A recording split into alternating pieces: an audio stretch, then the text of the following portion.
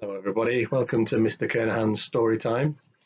Today I'm going to be reading The Scarecrows Wedding by Julia Donaldson, illustrated by Axel Scheffler. Hope you enjoy. Betty O'Barley and Harry O'Hay were scarecrows. They scared lots of crows every day. Harry loved Betty and Betty loved Harry. So Harry said, "Betty, my beauty, let's marry. Let's have a wedding, the best wedding yet. A wedding that no one will ever forget." Betty agreed, so they hugged and they kissed. Then Betty said, "Harry dear, let's make a list." "Just as you say," answered Harry O'Hay. So they wrote down the things they would need on the day. A dress of white feathers, a necklace of shells, lots of pink flowers, 2 rings, and some bells. Then Harry gave Betty O'Barley his arm, and the scarecrows set off on a hunt round the farm. They hadn't gone far when they spotted some geese. "Oh, geese, if you'll give us a feather apiece, you can come to our wedding, the best wedding yet, the wedding that no one will ever forget." "Very well," honked the geese, and they each gave a feather.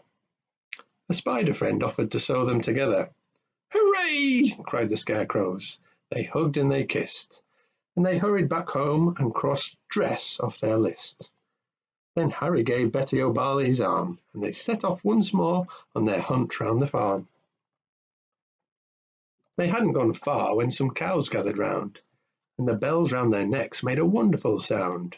Ring-a-ding-ding, ring-a-ding-ding.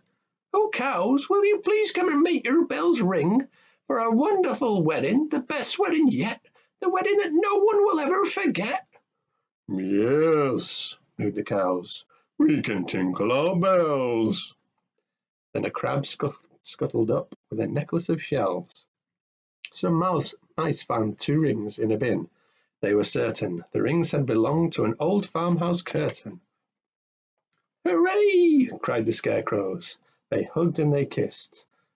"Pink flowers are the only thing left on our list." Then Harry said, "Betty dear, I can find those. Why don't I pick some while you have a doze?" Pink flowers, buzzed this big stripy bee. "I can find you a field of pink flowers. Follow me." So the bee led the way, and they travelled for hours till they came to a field full of pretty pink flowers.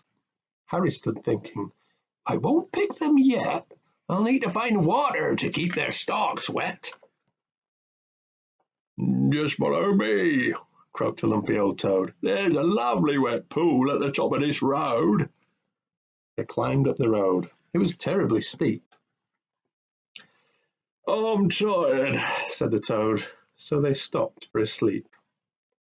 Early next morning they came to the pool. "This water," said Harry, "is beautifully cool. But now I need something to carry it in. A jug or a vase or a cup or a tin."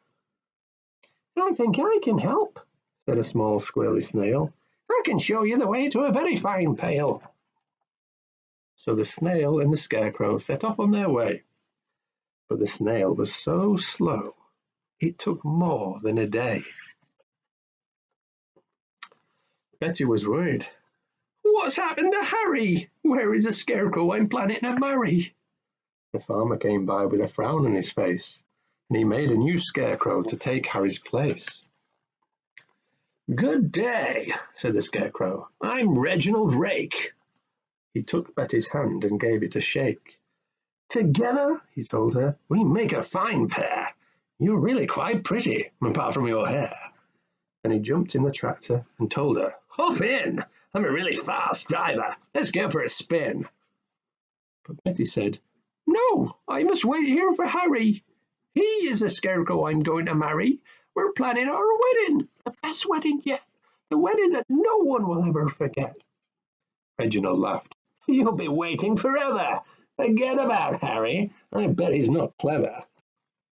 I must be the cleverest scarecrow alive. I can sing lots of songs, I can dance, I can drive.